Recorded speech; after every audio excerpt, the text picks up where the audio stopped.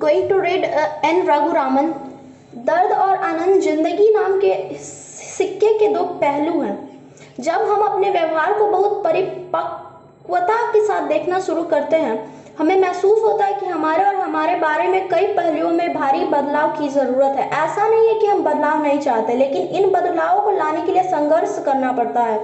यह ज्ञान मुझे गुरुवार सुबह रुक्मणी रामचंद्रन से मिला। वे उन कई केंद्रीय कर्मचारियों में से एक हैं जिनसे मैं अपने 42 साल की पेशेवर जिंदगी में जानता हूं, जो अपने काम को सेवा मानते हैं और संयोग से उनके विभाग का नाम भी साई यानी सुप्रीम ऑडिट इंस्टीट्यूशन है, जो सरकारी विभागों का ऑडिट कराता है।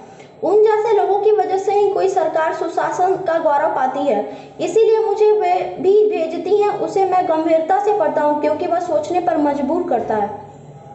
मैं जब वो पढ़ रहा था तब मेरी कार गुरुवार की सुबह 6:05 पर इंदौर के नजदीक पीथमपुर इंडस्ट्रियल बेल्ट से गुजरी। मैं खुली खिड़कियों से सुबह की बयार का आनंद ले रहा था। अचानक कई इंसानों की बातों ने मुझे डिस्टर्ब किया। जब मैंने नजरें उठाई तो देखा कि सैकड़ों युवा और अधेड़ सुबह का व्यायाम कर रहे थे, तो कुछ हाईवे के किनारे जॉगिंग कर रहे थे। ज्यादातर युवा वाकई में एक्सरसाइज को लेकर गंभीर थे और उनकी टी-शर्ट पीछे से भीग चुकी थी। मेरा ड्राइवर जल्दबाजी में था क्योंकि वह सुबह का ट्रैफिक शुरू होने से पहले ज़्यादा से ज़्यादा दूरी तय करना चाहता था। अगली जगह मानपुर थी, जहां मैंने देखा कि कुछ लोग सड़क के किनारे डिवाइडर पर नमस्ते की मुद्रा में खड़े होकर सूर्योदय का इंतजार कर रहे थे। उस शहर की पूर्वी तरफ पहाड़ियों से ढकी थी। अगर उन पर बादल हो तो सूरज को निकलने में थोड़ा ज़्यादा समय लगता है, इसलिए कुछ बुजुर्ग थोड़ा कष्ट उठाते हुए रोड के डिवाइडर पर इंतजार कर रहे थे कि सूर्य का अभिवादन करें, फिर अपने मॉर्निंग वॉक शुरू करें। फिर मैं जैसे जैसे गांव और शहरों से गुजरा मैंने देखा कि लोग और कम सक्रिय होते जा रहे हैं। उनके काम की गति धीमी हो रही है।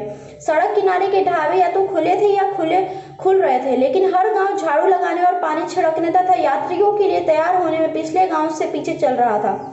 जब मैं सुबह 9 बजे मालेगांव पहुंचा तो कुछ लोगों को खटिया पर बैठे देखा, जो गुजरने वालों को ऐसे देख रहे थे जैसे वे खुद पर्यटक हो और रोड पर हमारी प्रदर्शनी लगी हो। उनमें से कुछ गुजरने वालों गाड़ियों के बारे में कुछ चर्चा कर रहे थे। मध्य प्रदेश के पीथमपुर के महाराष्ट्र के मालेगांव के बीच में मैंने एक अजीब चीज देखी। पीथमपुर की तुलना में मालेगांव में तोंद ज्यादा बड़ी थी। ऐसा नहीं था कि वे बीमार थे, लेकिन सूर्योदय पर पसीना बहाने वाले गाँव के लोगों की तुलना में कम सक्रिय गाँव के लोग जरा मोटे थे। फिर मैंने देखा कि यह मोटापा इस आधार पर बदल रहा था कि कौन सा गांव शहर सूर्योदय के दौरान कितना सक्रिय रहता है।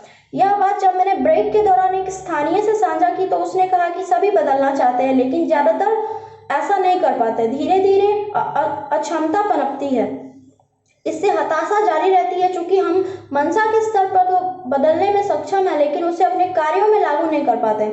जब सोना और सुस्ती आनंद है तथा जॉगिंग दर्द है, तो सिर्फ इच्छा करना बदलाव नहीं लाएगा, क्योंकि दर्द और आनंद एक ही सिक्के पढ़े जिंदगी के दो पहलू। फंडा यह है कि खुद में बेहतरी के लिए बदलाव लाना चाहते हैं तो अपने लिए कष्ट और आनंद के मायने बदल कर देखिए। He is an Raghuraman.